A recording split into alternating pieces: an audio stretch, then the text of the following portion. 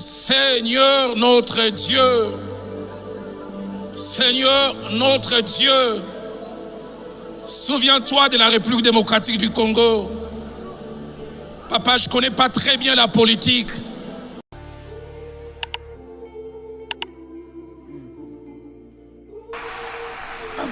Avant de partager la parole de Dieu en ces jours, je voudrais vous inviter de joindre votre main à celle de votre voisin ou de votre voisine. J'ai à cœur que nous fassions, au travers de moi, quelque chose qui s'impose à mon cœur fortement.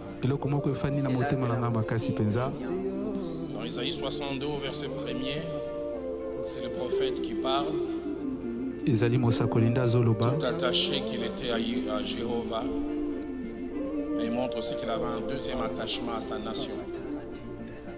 Il a dit pour l'amour de Sion, je ne mettrai point.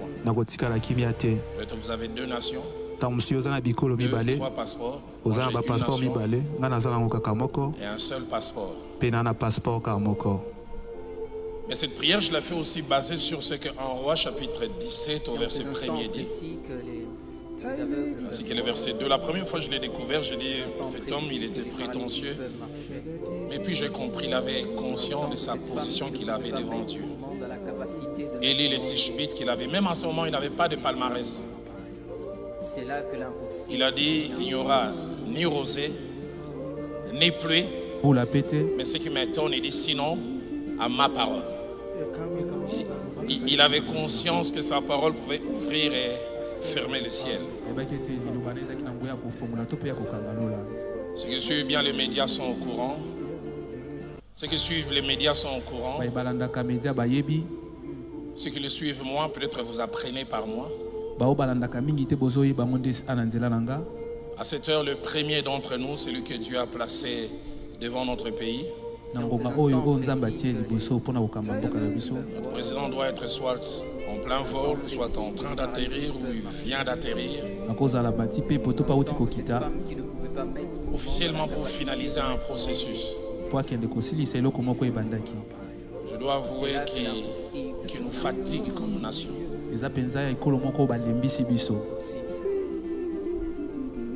Il arrive quelquefois que nous nous disons que les sols et les sous-sols que Dieu nous a donnés, au lieu d'être en bénédiction, deviennent notre source de malédiction. On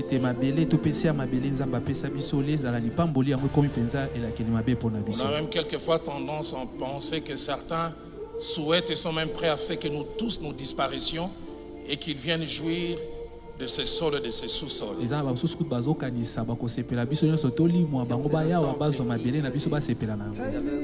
Je n'ai pas peur des termes, je ne suis pas politicien.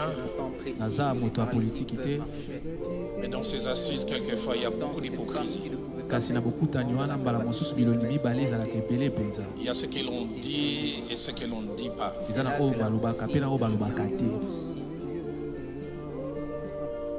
Plusieurs fois dans l'histoire d'Israël,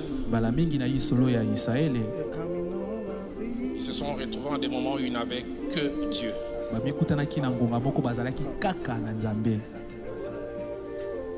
2 Chroniques au chapitre 20, au verset 12.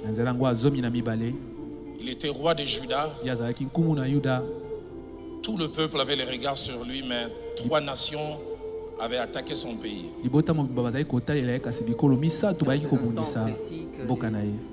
Josaphat fait cette prière que je pense les conseillers en communication, en stratégie devaient les décourager à ne pas faire. Et nous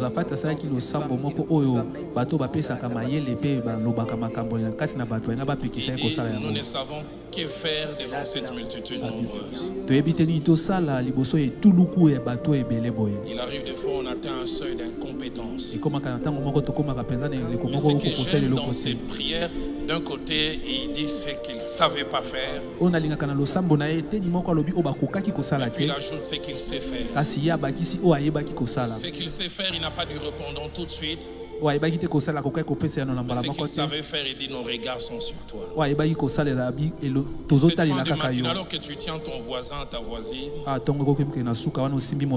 voudrais que nous puissions prier. Je crois à l'existence d'un Dieu juste. Et je crois aussi que notre cause est juste. Je ne veux pas te prêter des mots. J'ai toujours aimé cette nation, mais je l'aime encore plus depuis 4 ans que je commençais à devenir grand-père.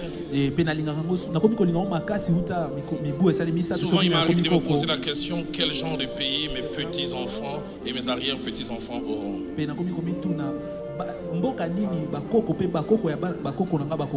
Est-ce qu'ensemble avec nos mots, nos vocabulaires, nos phraséologies qui peuvent être différentes, nous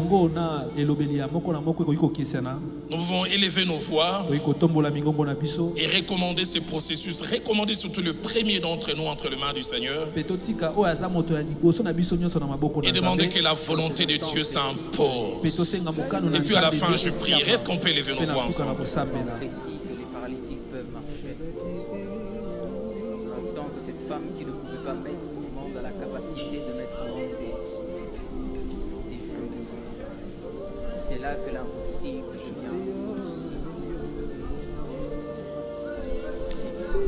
Seigneur notre Dieu, avec ces hommes et ces femmes réunis, des phrases différentes, des vocabulaires différents, mais les mêmes fonds.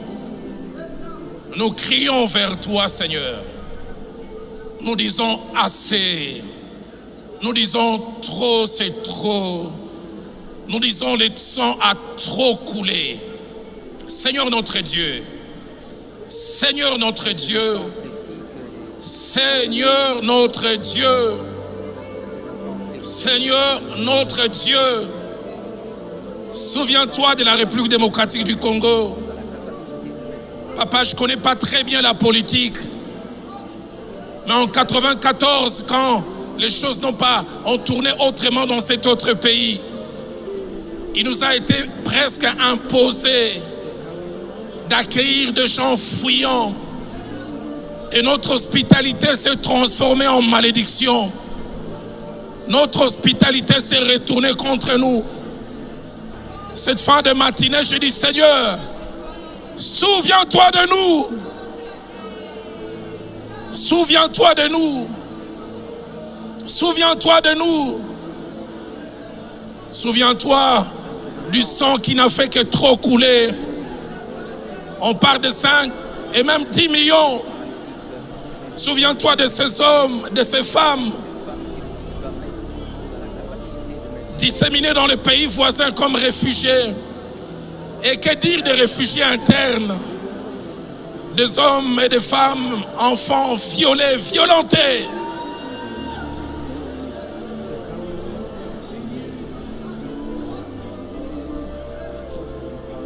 Nous voulons dire avec les psalmistes, il est temps que l'Éternel agisse.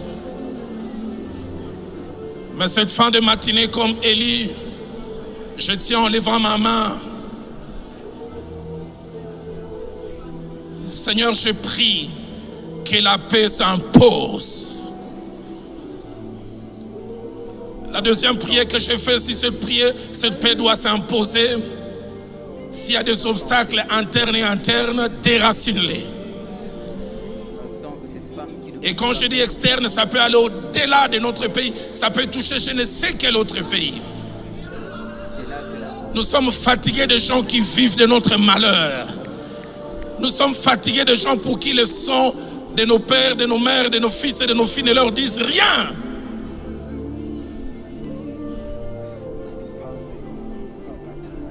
Et la troisième et dernière prière que je fais, je la fais avec l'assurance que celui qui entend la prière exauce.